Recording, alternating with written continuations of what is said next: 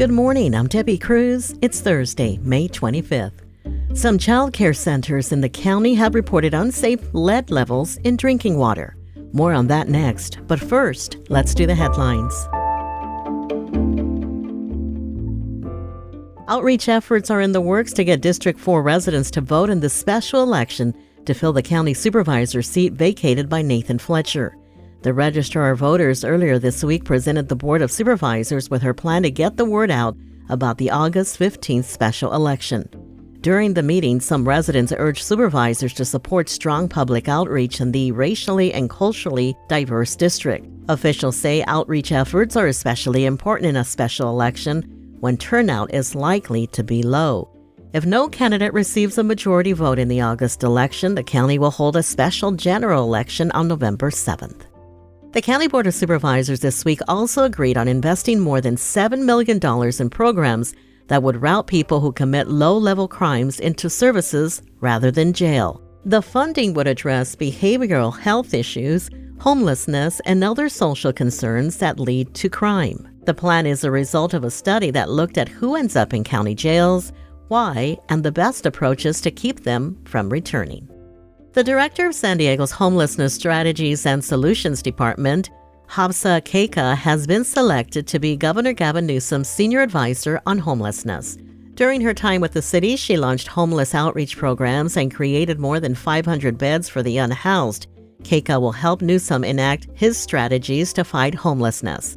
The governor's goal is to decrease homelessness in the state by 15% by 2025. From KPBS, you're listening to San Diego News Now. Stay with me for more of the local news you need. KPBS On Demand is supported by Splatero, helping homeowners pay for home improvements by offering streamlined access to your home's equity with no additional monthly payments or new debt. Splatero provides a lump sum payment in exchange for a share of your home's future value. Pre-qualification available at splatero.com.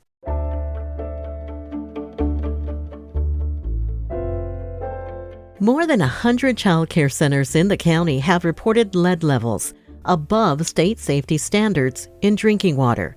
Health reporter Matt Hoffman says there's no safe level of lead for children. California law requires child care centers built before 2010 to test their faucets and drinking fountains for lead and report those findings to the state. If levels are above standards, they have to be fixed. Some of that data has been released, and while most centers are in compliance, about a fourth across the state were not. We're really concerned about the lead levels found in child care centers. Susan Little is a senior advocate from the Environmental Working Group. The nonprofit sponsored the testing law and was the first to get the testing data. What's alarming here is that we really see this as potentially the tip of the iceberg, because the data we received represents only about 50% of licensed child care centers. We're still waiting to get the results from the rest of them. And also there are many centers that haven't yet tested. Parents should be especially diligent and be concerned that the water their children are drinking when in care, possibly all day long, could have unhealthy levels of lead. The CDC says there's no safe level of lead. One San Diego child care center has the highest testing result in California so far. La Petite Academy near Rancho Penasquitos had one test from last August, registering 11,000 lead parts per billion. The state requirement is 5 parts per billion or less. In a statement, a spokesperson for La Petite Academy says the source with the highest lead samples were drinking fountains that had not been used since before the pandemic, adding that the fountains were immediately removed and other water sources repaired. After retesting, they say all water sources are in compliance. No one wants a child to have lead. It leads to all these downstream effects. Dr. V. Nguyen is a San Diego-based pediatrician. She's also chair of the American Academy of Pediatrics California Committee on Environmental Health. She says children are generally at higher health risks from lead exposure. Probably the most common thing is neurodevelopmental issues because lead is a neurotoxin. It deposits in the brain, teeth, bones, liver. And so it's accumulative through your life, but you're particularly susceptible for when you're young. It's toxic to brain cells, and it can increase the risk of ADHD, autism, because it just shifts the IQ curve. Nguyen says children are tested for lead exposure as early as 1 year old. Babies and children, they're not fully developed yet, so their organs are still growing, absorbing. So they tend to absorb more of the environmental toxins per body surface area than adults. La Petite Academy officials say they have no reports of anyone getting sick. The second highest lead reading from drinking water at a childcare center in San Diego County was from the East Lake Community Church preschool located in Chula Vista. A test from last October revealed 570 lead parts per billion, well above the state's 5 part per billion baseline. The director of the preschool says in a statement 2 bathroom sinks had elevated levels, and those sinks were solely used for hand washing. The statement says hardware has been replaced, and the sinks are restricted from use while the center awaits results from retesting. The third highest result in San Diego County was from the Next Generation Educational Center in El Cajon. One test from this January found 340 lead parts per billion. KPBS reached out to the center for comment, but they did not send a response before deadline. Matt Hoffman, KPBS News.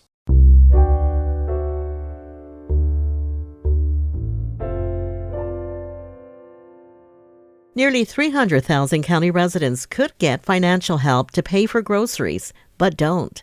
Reporter Katie Hyson has more. The largest number of people eligible for CalFresh food assistance who are not enrolled live in majority Latino communities, including College Grove and City Heights in San Diego and the city of Chula Vista. Some incorrectly believe enrolling will affect their citizenship application. And though the county has begun acting on recommendations to make the application process easier, advocates say it's still too difficult. But Hunger Coalition CEO Anahid Braki says the struggle pays off. A family of 4 can receive more than $900 per month. While the program can be difficult and complicated to enroll in, the time is worth it for the amount. $926 is equivalent to about 30 trips to a food bank. For help enrolling, call 211. Katie Hyson, KPBS News.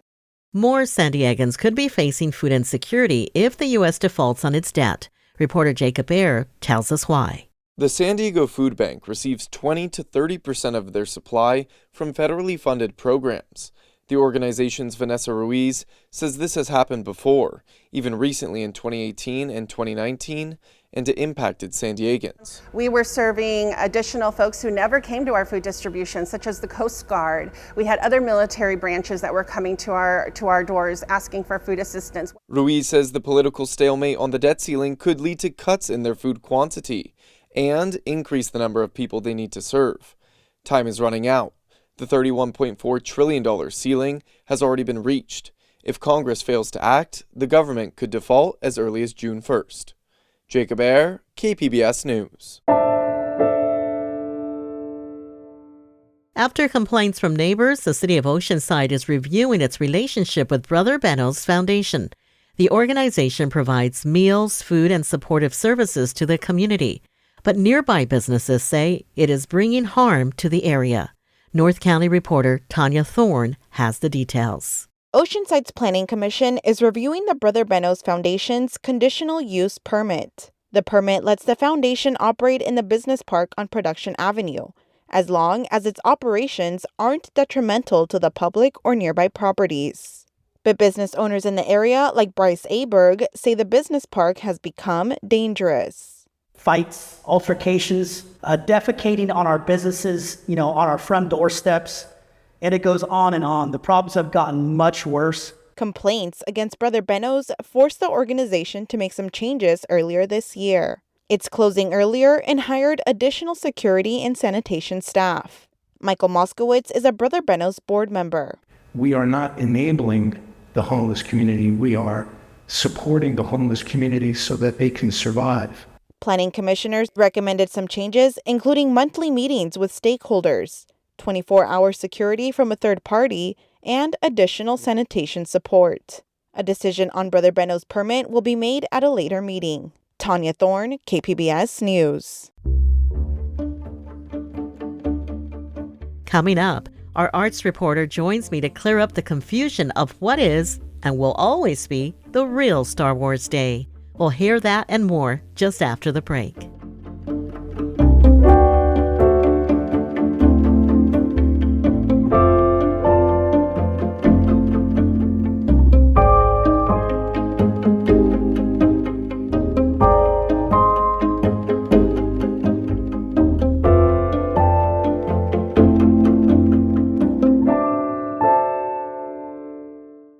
KPBS On Demand is supported by UC San Diego's Art Power, presenting cellist Joshua Roman, performing from his album Immunity, alongside music by J.S. Bach and more, Sunday, June 22nd at UC San Diego's Epstein Family Amphitheater. Reserve your tickets at artpower.ucsd.edu.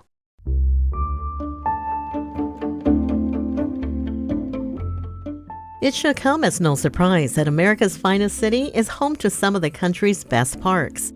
The nonprofit Trust for Public Land ranked the park systems in the 100 largest U.S. cities, and reporter Melissa May tells us San Diego came in at number 24. San Diego climbed 5 spots in this year's Park Score Index ranking due to improved park investment.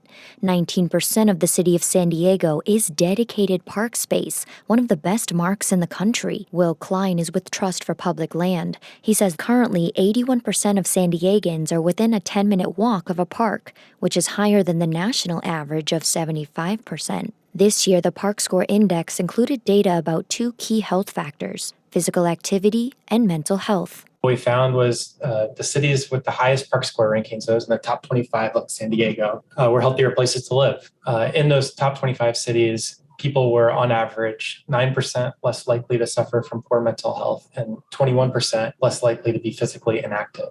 Washington, D.C. retained the National Park Score Index title with an 84.9 out of 100. Melissa May, KPBS News.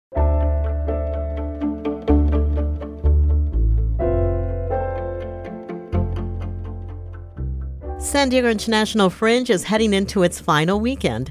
This year, there's only one bring-your-own venue, and it's at Les Girls Theater. Arts reporter Beth Hawkamando has the profile of theater owner and Fringe artist Kata Pierce Morgan. Whenever I mention Les Girls Theater, I'm always surprised by how many people react with either moral outrage or snickering comments. Thanks to our efforts and not letting ourselves feel embarrassed or demeaned by the titters, we kept pursuing our mission, which was to speak out about what we think is societal injustice. That's Kata Pierce Morgan, the owner of Les Girls Theater, and she's here to shatter stereotypes. For one, she's proud of the fact that she and her late husband James Morgan actively fought against police corruption, abuses of power, and censorship from the platform of a strip club. That was a time of hair no Calcutta, and they were big deals up to the Supreme Court. We also had to go to court, and like Hair no Calcutta, we won. The judge actually came and saw the show, and he said, well, you know, it may not be what I consider this or that, but it's legal. The show was Let It All Hang Out, and Morgan wrote the play for the opening of Les Girls Theater in 1970 in order to challenge restrictions on nudity. He came out to the audience and said, we're going to get rated, but if you want to be part of living theater history, stay where you are. And that's how it began. And Pierce Morgan has continued that fight and combined it with her artistic passions. So once again, she's created a new play for the BYOV, or Bring Your Own Venue, at Fringe. Well, what's so exciting about our venue is it's historic. It's at the legendary Les Girls Theater. And what I like about our show, Censored Hard, or any of the programs that we do through Golden Corpse Productions, is we are not silent bystanders. But Pierce Morgan felt like a silent bystander when she was 23 back in 1970. I came from UCLA, applied to dance for 1 month, and like any dancer in those days, I was hauled off to jail. No charges were pressed, but it was a very interesting experience for someone who was raised Catholic. And that was the beginning of her relationship with Les Girls and James Morgan. Now she's transformed Les Girls from being just a venue for adult entertainment to being a place for adventuresome theater goers. I'm mixing these audiences, and what was present at that time was the high heel footprint, the stripper energy, all that past. You could hear them clunk, clunk, clunk walking across the stage. And for me, this is now the residents for Golden Corpse Theater, and yet we also have an adult show for 5 hours a day, only 5 days a week, that's 25 hours. Now the strippers have to contend with a 6-foot torture pillar prop from Censored Heart, tucked away on stage just a few feet from the dance pole. And on it were these rats, these amputated hands, these worms, all dangling from this torture pillar, which is relevant to our Asylum Act. And they're up there dancing and looking over and going, holy moly, is that a rat? Okay, in the interest of full disclosure, I gave Pierce Morgan that torture pillar. It was from my Hellraiser haunt, and she needed something to symbolize a repressive society. I really wanted to portray what was happening to the beatniks and in their incarceration, in their repression by a society that was judging them. Beatniks, asylums, torture pillars, societal repression? Pierce Morgan smiles and says Censored Heart is complicated. I mean, it's such a fantastical show. If you like jazz, you'll like this show. If you like poetry, you'll love it. If you like murder and mystery, you'll love it. That's exactly the kind of show Fringe embraces, and Pierce Morgan returns the love. This is from the intro to Act 4 of the show. It's a hung jury with resigned cynicism. Fringe artists still find beauty in maggots as they wiggle motifs of line and shade through society's dirt and decay. Where there is art, there is hope. That's Fringe for you. That's also the new energy Pierce Morgan is bringing to the legendary Les Girls Theater this weekend for San Diego Fringe. Beth Accomando, KPBS News.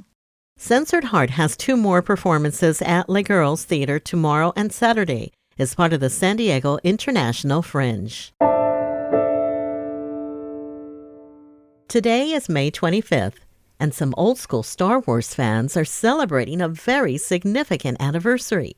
So you're probably thinking, wasn't May the 4th Star Wars Day? Well, arts reporter Beth Accomando is back to clear up the confusion between these 2 dates in the month of May. Welcome, Beth. Thank you. Beth, tell us about May 25th and why it differs from May 4th.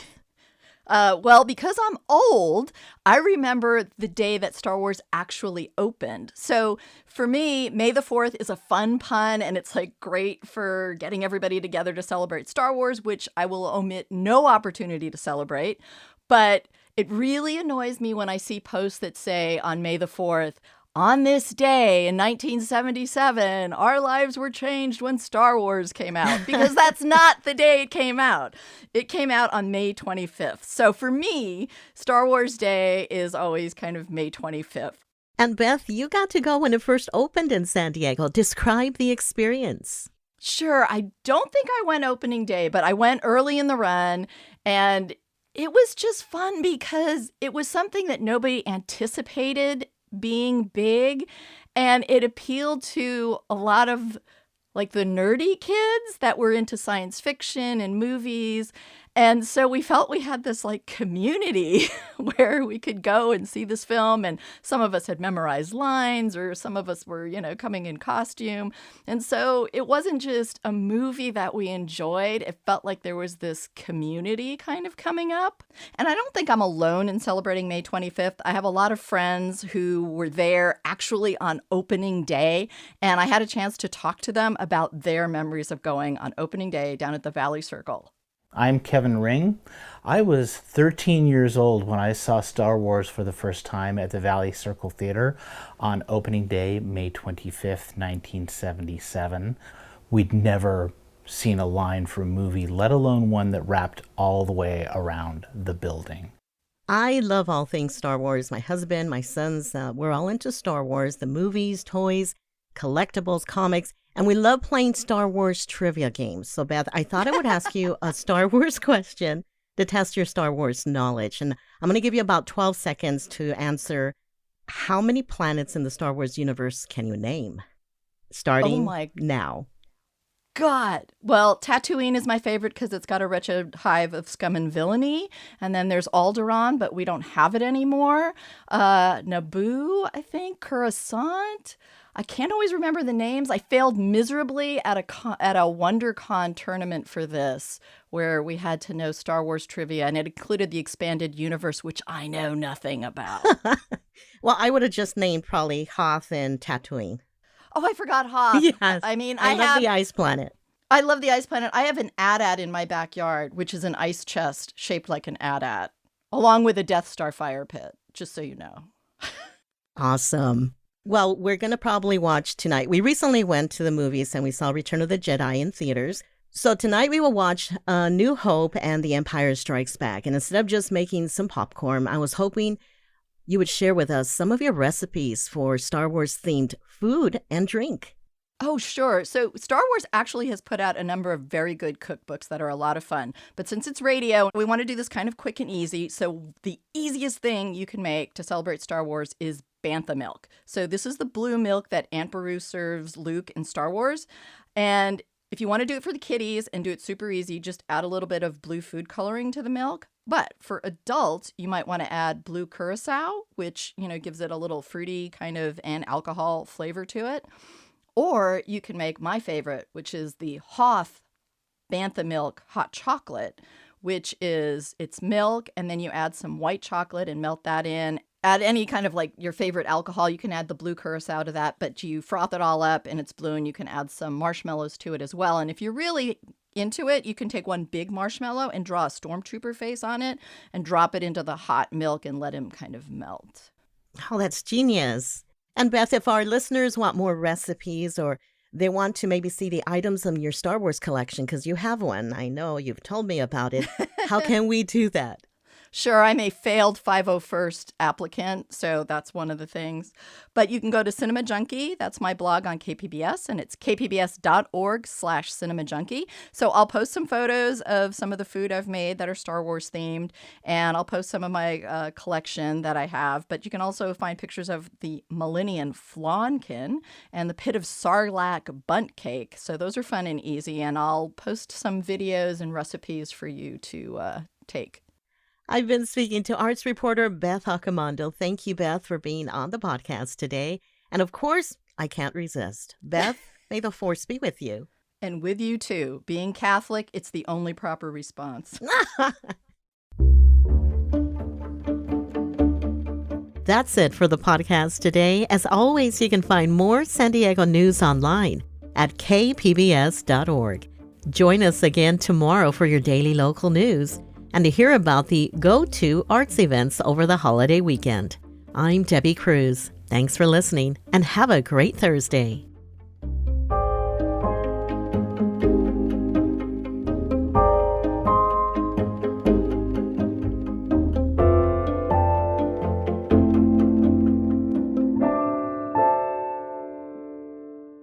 KPBS On Demand is supported by Latino Legacy Foundation, presenting their Storyteller series, Reach for the Stars with Ellen Ochoa, the first Latina astronaut, former NASA director, and San Diego native, Sunday, June 29th.